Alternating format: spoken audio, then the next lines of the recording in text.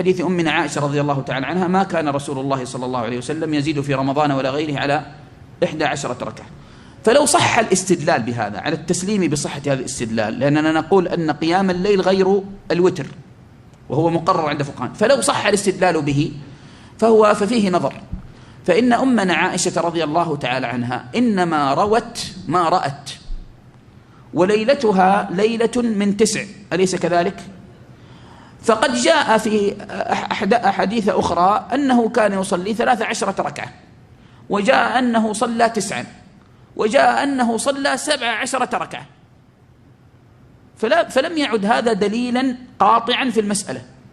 كيف وقد كانت سنة الخلفاء الراشدين التي صحت عنهم، كما صح عن عمر أمير المؤمنين رضي الله تعالى عنه وعلي بن أبي طالب رضي الله تعالى أنهم كانوا يصلون، ويقول الراوي يزيد بن رومان على عهد عمر، وكأنه إجماع لا نكير فيه ولم يعرف لهم مخالف. فكيف ينكر هذا ويشدد على الناس فيه؟